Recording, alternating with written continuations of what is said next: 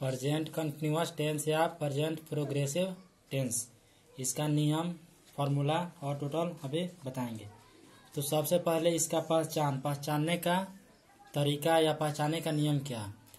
तो इसका होता है कि जिस हिंदी वाक्य के क्रिया के अंत में रहा है, रही है, रहे हैं इत्यादि लगा हुआ रहता है, तो उस हिंदी वाक्य को प्रेजेंट कंटिन्यूअस टेंस या प्रेजेंट प्रोग्रेसिव टेंस का वाक्य समझा जाता है। जिस हिंदी वाक्य के क्रिया के अंत में रहा है, रही है, रहे हैं, रहे हो, रही हो इत्यादि लगा हुआ रहता है, तो उस वाक्य को प्रेजेंट कंटिन्यूअस टेंस या प्रेजेंट प्रोग्रेसिव टेंस का वाक्य माना या समझा जाता है। अब इसका प्रयोग कि इसका प्रयोग कहाँ कहाँ होता है और इसका फॉर्मूला ट्रांसलेशन बनाने का।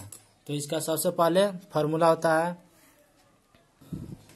पहला सूत्र होता है इसका कि subject plus am is are plus verb के साथ आईएनजी और दूसरा है निगेटिव, ये है अफर्मेटिव का। और ये अगर निगेटिव रहेगा तो इसमें क्या करेंगे, सब्जेक्ट के बाद एम इज आर और यहीं पर नॉट लिखेंगे। नॉट लिखने के बाद वर्ब के साथ आईएनजी और ऑब्जेक्ट। अब इंट्रोगेटिव में क्या करेंगे कि am is are, am is are को क्या करेंगे, इस तीनों में से किसी एक को बाहर निकलते हैं। उसके बाद होता है सब्जेक्ट, उसके बाद वर्ब के साथ आईएनजी, फिर इसके बाद अदर वर्ड या ऑब्जेक्ट और क्वेश्चन मार्क्स। 4 नंबर इस इंट्रोगेटिव में निगेटिव, तो am is are plus subject plus not plus verb के साथ आईएनजी और अदर वर्ड।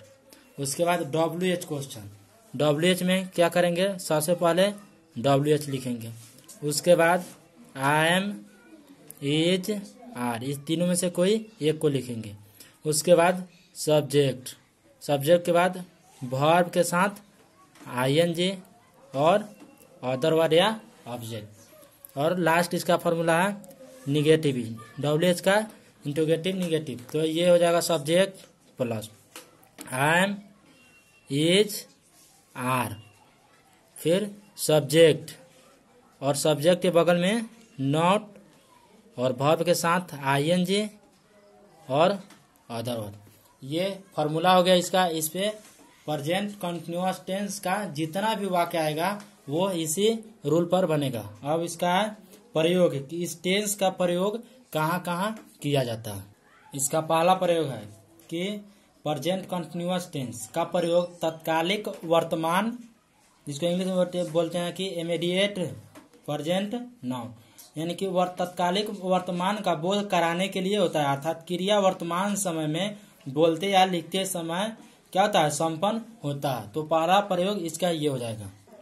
पहला प्रयोग है कि इस टेंस का प्रयोग तत्कालिक वर्तमान का बोध कराने के लिए होता है, अर्थात क्रिया वर्तमान समय में बोलते या लिखते वक्त संपन्न हो रही है। जैसे I am reading, he is sleeping. I am reading, मैं पढ़ रहा हूँ। ही इज स्लीपिंग, वह सो रहा है।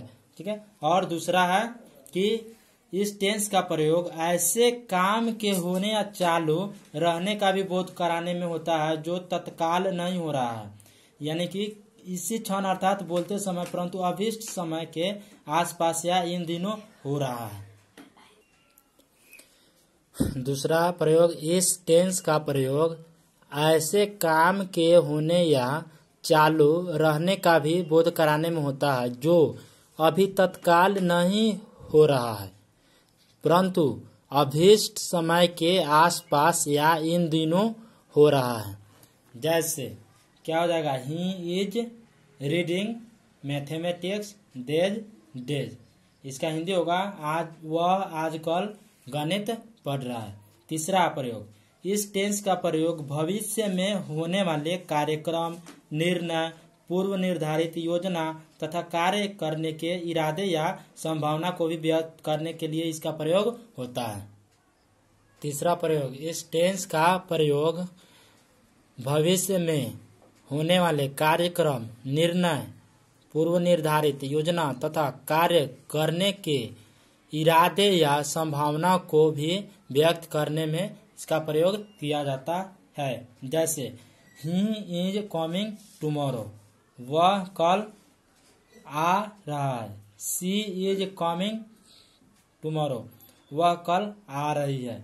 I am going two by A car, मैं एक कार खरीदने जा रहा हूँ।